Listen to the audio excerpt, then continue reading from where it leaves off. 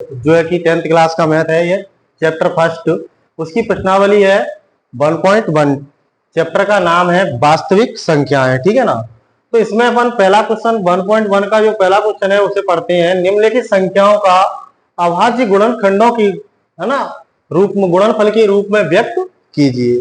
तो इसमें पहला क्वेश्चन है 140, ठीक है। इसके अपन क्या करते हैं, अभाज्य गुणनखंड करते हैं। जैसे कि 140 2 से डिवाइड करते हैं इसको 70, 2 से इसे भी डिवाइड करते हैं 35, और 2 से, अब ये कितने से होगा, 5 से या 7 से। तो पहले 5 से करते हैं 7, और 7 से 1 टाइम।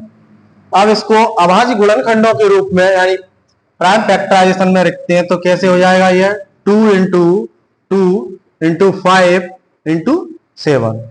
अब इसमें इसे अपन कौन से रूप में लिख सकते हैं, जैसे कि जो नंबर्स जितने बार है, जितने टाइम्स है, उस पर उतनी पावर्स लगा सकते हैं अपन। जैसे कि 2 टाइम्स है, तो इस पर क्या क्या हो जाएगा, 2 पावर 2, है ना, 2 की पावर 2 इंटू 5 इंटू 7। यह है इसका प्राइम फैक्टराइजेशन मेथड से इसके फैक्टर कर दिए अपन ने, है ना। अब सेकंड क्वेश्चन अपना आता है इसी में 156। तो इसे इसके भी अपन 156 के प्राइम फैक्टर करते हैं। तो 2 से होगा कितना, 7 बार। अब 1 तो 16 हो गया, 2 से 8 बार। अब 2 से फिर होता है इसका फैक्टर 3, और ये हो जाएगा कितने बार, है ना, 9। अब ये 3 से जाएगा तो कितने बार, 3 से 13। अब 13 से होगा ये, तो 13 से 1 बार। क्यों, 13 प्राइम नंबर्स है। तो यहाँ पे देखिए इसके प्राइम फैक्टराइजेशन होंगे 2 इंटू 2 इंटू 3 इंटू 13, ठीक है। अब 2 टाइम्स है, तो इस पे 2 पावर लगा देंगे अपन, 3 इंटू 13। ये 156 के प्राइम फैक्टर हो गए, ठीक है ना।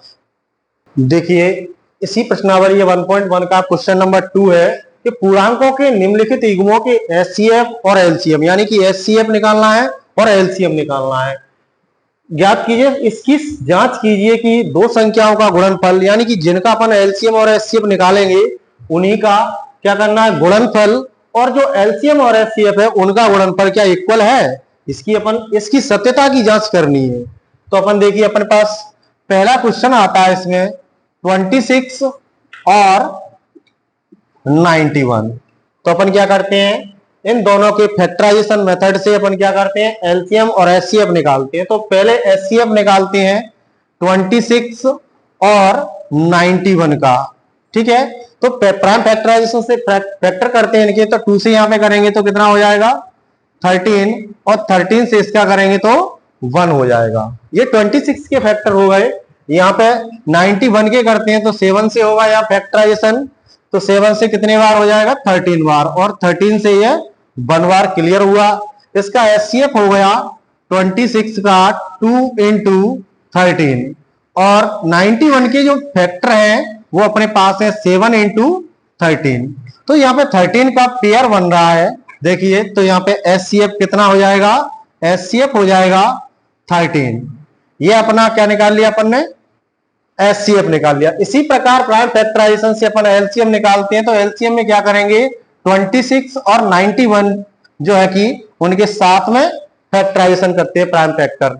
तो यहां पे करते हैं 2 से, तो 2 से केवल 26, है ना, फैक्टर हो रहा है उसके 13 बार, और ये 91 जैसा का जैसा। अब यहाँ पे 13 यानी 7 से करेंगे 91 के, तो 13 तो यही, यहाँ पे भी 13 हो जाएगा। अब 13 से इसको फैक्टर करते हैं तो क्या होगा, 1 1। तो एलसीएम इसका कितना आ जाएगा, देखिए 2 इंटू 7 इंटू 13। तो एलसीएम इक्वल टू 14 इंटू 13 हो जाएगा। एलसीएम आ गया आपका कितना, 182। ये अपन ने इन दोनों संख्याओं के 26 और 91 के एचसीएफ और एलसीएम निकाल लिए। इसके बाद अपन जांच करते हैं कि दो संख्याओं का गुणनफल बराबर एचसीएफ इंटू एलसीएम क्या बराबर है। तो दो संख्याओं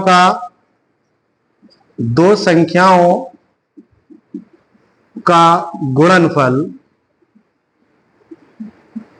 बराबर होगा LCM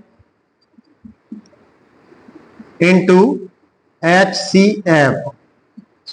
तो यहां पे दो संख्याओं का गुणनफल यानी कि 91 एंड 26 इक्वल टू कितना हो जाएगा, 182 एलसीएम है और एचसीएफ कितना है अपने पास 13, तो ये हो जाएगा 2366, ये भी आएगा 2366। तो देखिए यहां पे दो संख्याओं का गुणनफल और एचसीएफ और एलसीएम का गुणनफल बराबर है, ठीक है ना, ये सिद्ध होता है।